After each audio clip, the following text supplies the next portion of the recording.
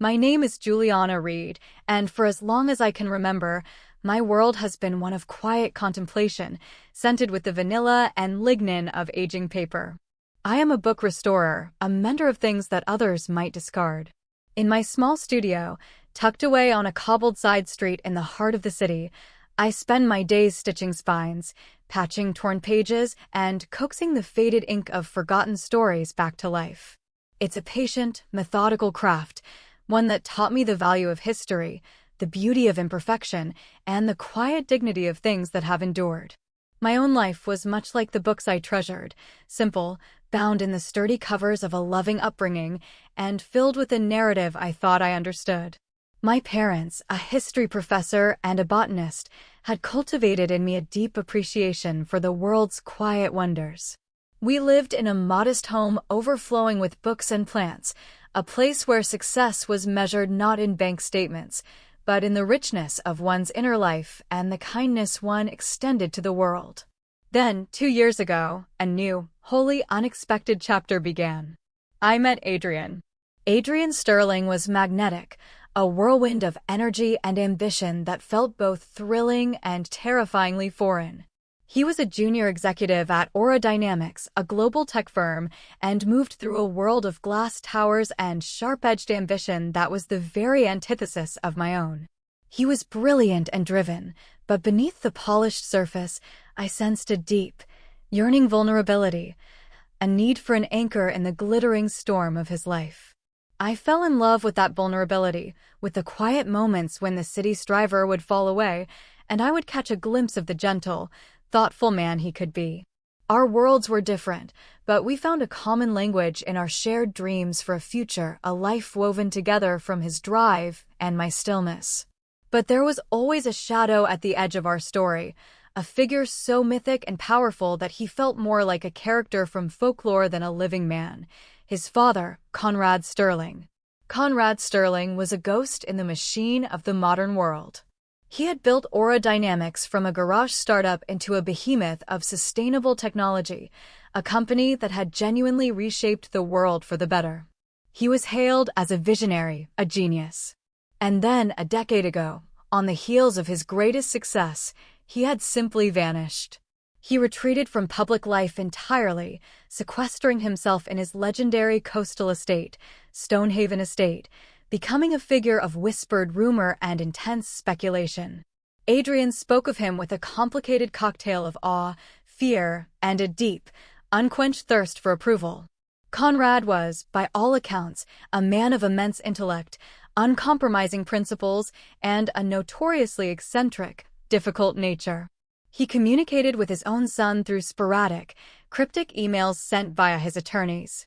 He had famously cut ties with his eldest son, Adrian's brother, for choosing a path in life that Conrad deemed intellectually lazy. And now, after 2 years of our relationship, it was my turn to face the tribunal. The invitation, when it finally came, felt less like a welcome and more like a royal summons. It arrived not by email, but by a courier, a single, thick sheet of cream-colored parchment in a heavy, wax-sealed envelope. The handwriting was a sharp, elegant script, like a pattern of iron filings, inviting Adrian and his companion, Ms. Juliana Reed, to dinner. The week that followed was a slow, tightening spiral of anxiety. Adrian, my typically composed and confident partner, became a bundle of frayed nerves. "Julia, you don't get it," he said one evening, his voice strained as he paced our small living room. "This isn't just meeting my dad. My father doesn't do casual. He doesn't do small talk. This is an evaluation. Everything in his life is an evaluation. Our future, our wedding, it all hinges on this. On his impression of you." He presented me with a list of conversational do's and don'ts that felt like a diplomatic briefing. Don't talk about the bookshop. He'll see it as a quaint hobby, not a career. Focus on the historical aspects, the preservation. He respects history. Wear the gray silk dress I bought you and the pearl earrings. He appreciates quiet elegance. And for God's sake, he pleaded, his eyes wide with a fear so profound it made my heart ache for him, whatever you do not be late. He equates tardiness with a lack of respect, not just for him, but for life itself. On the morning of the dinner, I felt as though I were preparing for a final exam for a subject I had never studied. I stood before my mirror, the gray silk dress feeling like a costume, the pearls cold against my skin.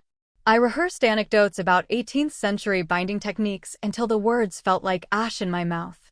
I was so consumed with the fear of failing this arbitrary, high-stakes game that I almost forgot the person I was supposed to be. I almost forgot to be me. The plan was for me to take the coastal train to Port Blossom, the impossibly wealthy enclave where Stonehaven Estate stood guard over the sea. Adrian had gone ahead a day earlier to make sure the ground is prepared, as he'd put it.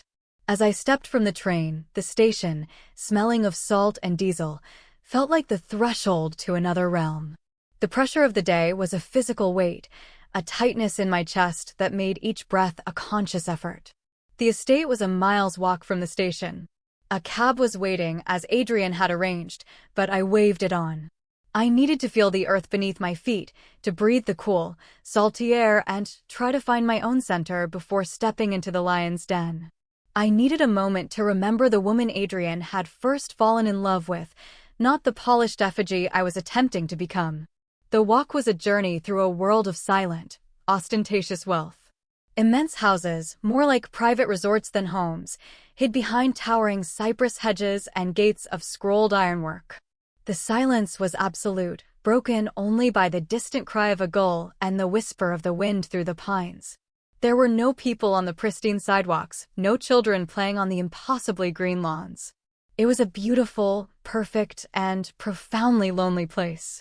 I felt like a misplaced character from a different story, my simple leather flats a stark intrusion on this pavement meant for luxury cars. I glanced at my watch. I was making good time. I still had 20 minutes.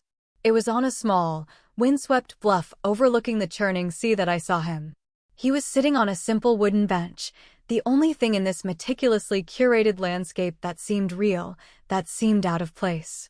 He was an older man, his frame thin and wiry beneath a worn tweed jacket that had seen better decades. His face was a roadmap of lines etched by sun and time, but his eyes, when he briefly glanced up, were a startlingly vivid blue, as clear and deep as the winter sea before him. He was shivering, not violently, but with a persistent, bone-deep tremor that his thin jacket was helpless against. He looked lost, not in the geographical sense, but in a way that felt deeper, more existential. He looked utterly alone. My first thought, a conditioned response from a week of Adrian's desperate coaching, was to look away, to quicken my pace. Don't get involved. Don't be late. Don't arrive looking anything but perfect. But then I truly looked at him. I saw the way his hands, blue with cold, clutched a worn, leather-bound sketchbook. I saw the quiet, intelligent dignity in his posture, a stark contrast to his shabby attire. And I heard my grandfather's voice, a warm, steady echo from my childhood. Character, Juliana, isn't who you are when people are watching. It's who you are when you think no one is. To hell with the test. I changed my path, my feet leaving the sterile pavement for the damp grass of the bluff. I walked over to the bench. "Excuse me," I said, my voice softer than I intended. "Are you all right?" He looked up at me, and those piercing blue eyes held a flicker of surprise, but no fear. "Just a bit of a chill in my bones, young lady," he said. His voice was a low, raspy whisper, like stones tumbling in a gentle tide. And I seemed to have misjudged the time. The little cafe in the village closed an hour ago. I looked down at the brown paper bag in my hand. Inside was the simple lunch I had packed for the train, a crisp apple and a small wedge of sharp cheddar with 2 slices of rye bread. It was all I had. Without a second thought, I held it out to him. "Here," I said. "It isn't much, but please take it." He looked from the bag to my face, and a strange, unreadable expression passed over his features. It wasn't pity, and it wasn't just gratitude. It was something more complex, something searching. He took the bag with a slow, deliberate nod. "Thank you," he murmured. "That is a profound kindness." As he spoke, a gust of wind swept across the bluff, and he shivered more intensely. My eyes fell to the shawl draped over my arm. It was a soft, warm thing of merino wool, knitted in a complex pattern of cables and laced by my grandmother.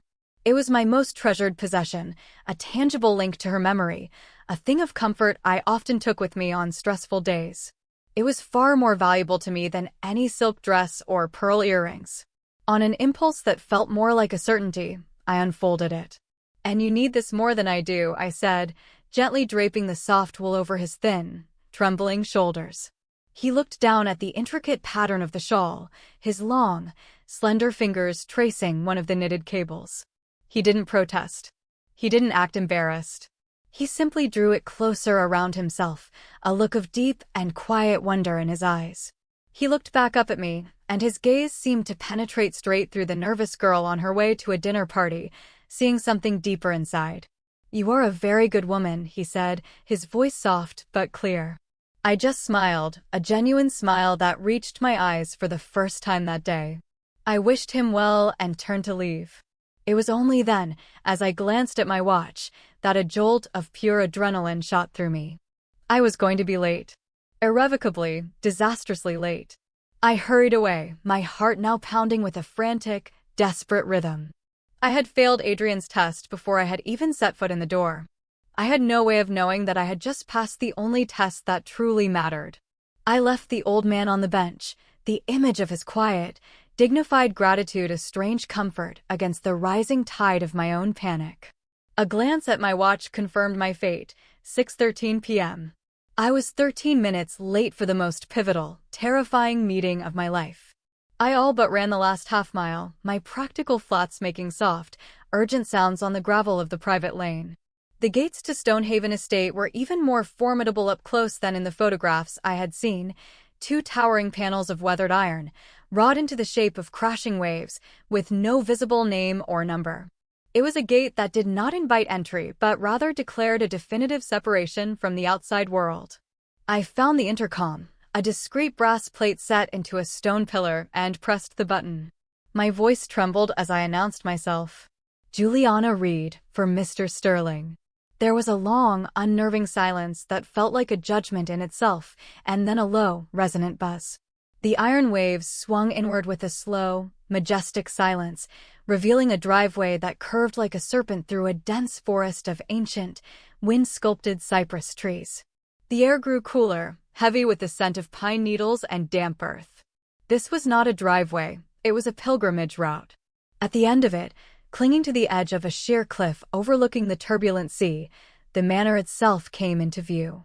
It was not a mansion, it was a fortress of granite and dark timber, a sprawling, organic structure that seemed to have grown out of the rock itself. It had dozens of tall, narrow windows that reflected the gray sky, looking like 100 unblinking eyes watching my approach. And standing at the top of a wide flight of stone steps, under an imposing arched entryway, was Adrian. He was not still. He was pacing, a caged tiger of pure, unadulterated anxiety, his phone clutched in a white-knuckled grip. The moment he saw me hurrying toward him, his face, already pale, hardened into a mask of raw, visceral anger. "Juliana, where in God's name have you been?" he hissed, his voice a low, furious whisper as he rushed down the steps to meet me, his hand clamping around my arm. "You are 18 minutes late." 18. He despises tardiness. "I told you, I begged you. This is a catastrophe." "I'm so sorry, Adrian," I said, my voice breathless from my run and my nerves. "I'm so sorry." I was walking from the station to clear my head, and there was this man on a bench by the cliffs. He looked so cold, and he hadn't eaten, and I had to stop. He stared at me as if I had suddenly begun speaking in tongues. "A man," he repeated, his voice thick with a stunned, horrified disbelief. "A vagrant? You were late to a meeting with Conrad Sterling, a meeting that determines the entire course of our future, because you stopped to have a chat with some homeless person." "I didn't just chat," I said, a spark of defiance cutting through my own guilt. "I gave him my lunch." He was hungry, Adrian. It was then that his eyes fell to my shoulders and arms, searching for something. His face, already a mask of fury, seemed to contort further. "And where," he asked, his voice dropping to a dangerously quiet level, "is the shawl? Your grandmother's shawl. You were going to wear it inside." I felt a chill that had nothing to do with the sea air. I I gave it to him, I whispered. He was so cold, Adrian.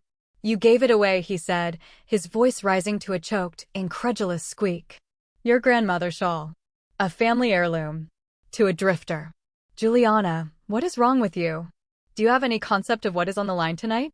This isn't a game. This isn't one of your charity projects. This is my father. He analyzes everything. The way you look, the way you speak, the things you value. And you show up here late, flustered, and having given away one of the few things you own that has any real, tangible meaning. His words were like a volley of sharp, stinging stones. He wasn't just worried about me. He wasn't even truly angry at my actions. He was terrified. In that moment, he was a little boy again, petrified of a looming, powerful father he could never please.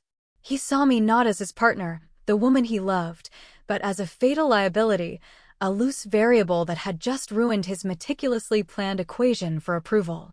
His cruelty, I realized with a sudden, painful clarity, was born entirely from his own fear. A few months ago, his words would have shattered me.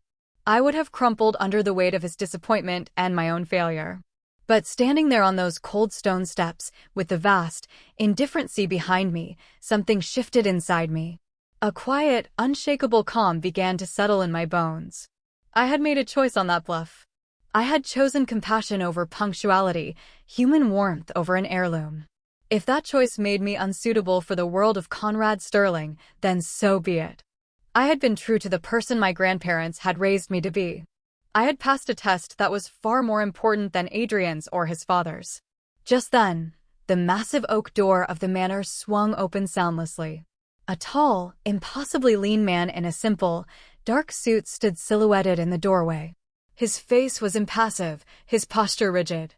"Mr. Sterling will see you now," he said, his voice as crisp and dry as old parchment. Adrian instantly straightened his tie, his fear flooding back in, eclipsing his anger. He grabbed my hand, his grip cold and damp. "Okay," he whispered frantically. "Okay, just let me do the talking. Smile. Be polite. Don't mention the man. Don't mention the shawl. Try not to say anything at all if you can help it. Please, Juliana. Just for a few hours. Please, be perfect." He pulled me over the threshold into a great hall so vast and silent that our footsteps echoed on the slate floor. The air was cool and still, smelling faintly of beeswax and sea salt. The walls were lined not with paintings, but with floor-to-ceiling bookshelves, crammed with thousands of volumes bound in leather and vellum. It was not a foyer. It was the personal library of a king. It was breathtaking, but it was not a home. It was a museum of a single, powerful intellect. The lean man, who I presumed was a butler or assistant, led us down a long, quiet corridor. With every step, my heart beat a slow, heavy drum against my ribs. I felt like a prisoner being led to her sentencing.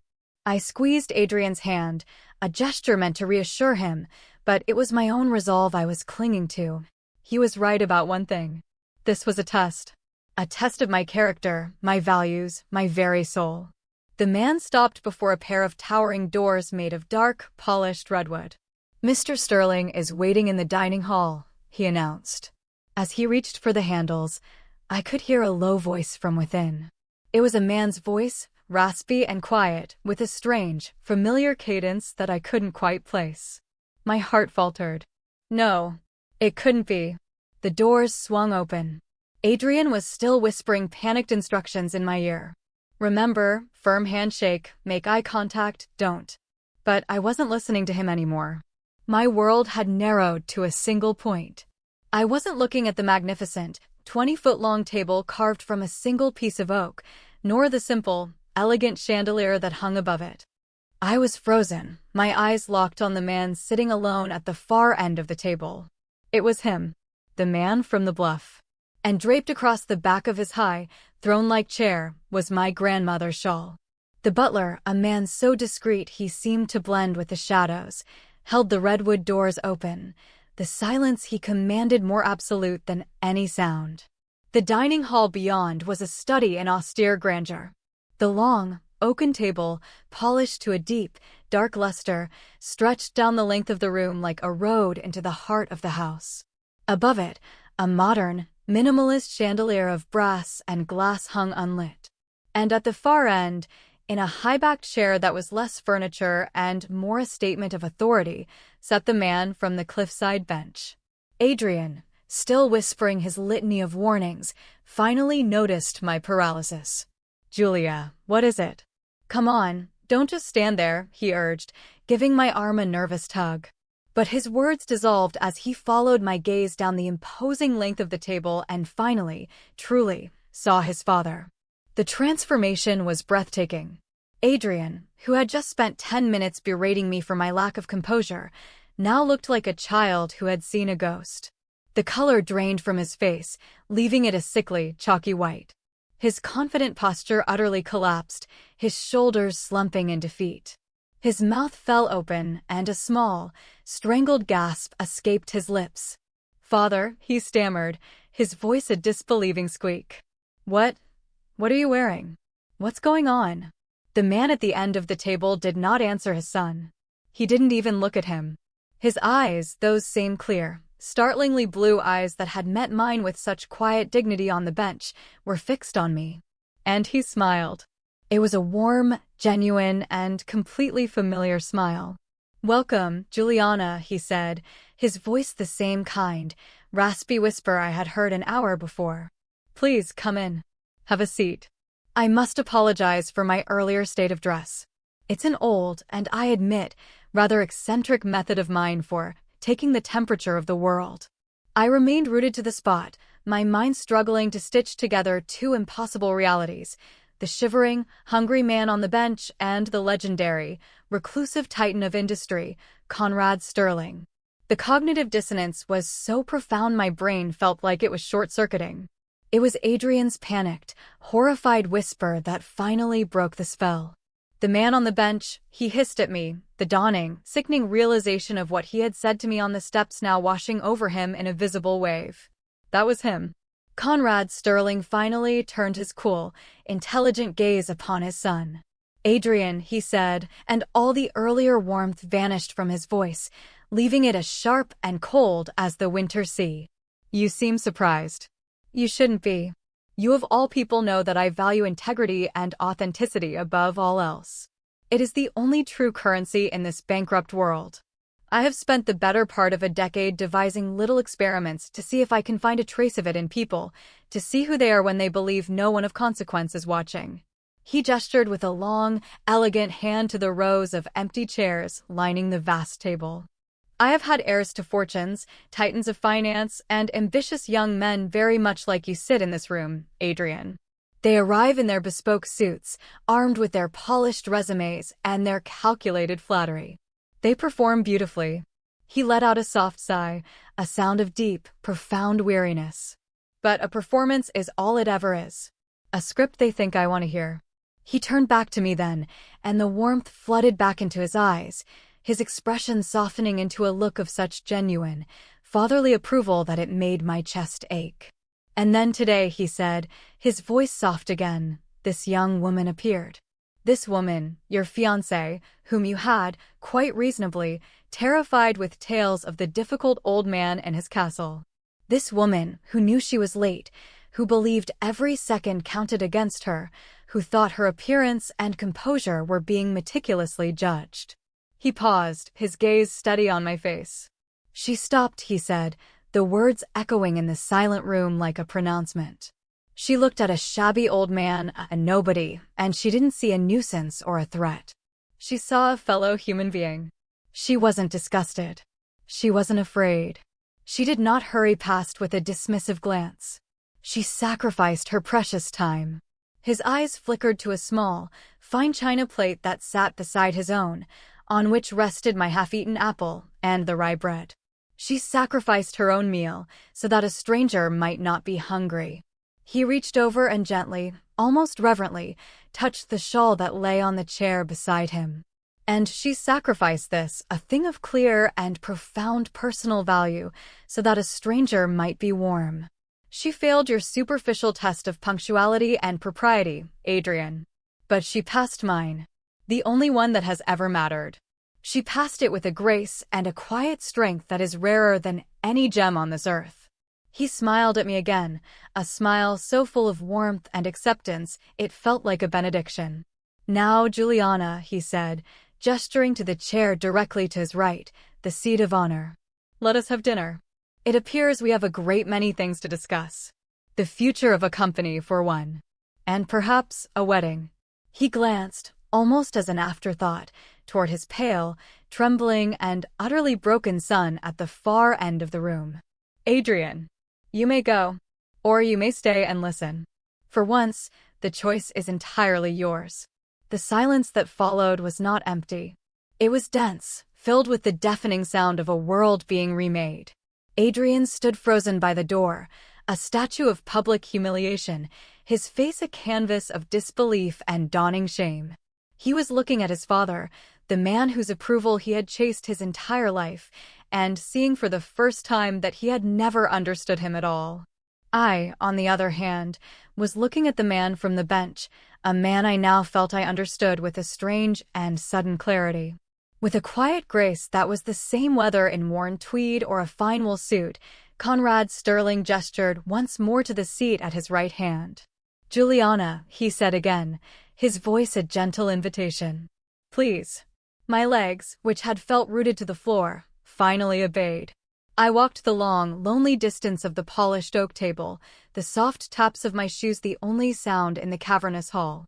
It felt like walking through a dream, a slow-motion sequence where every detail was hyper-vivid.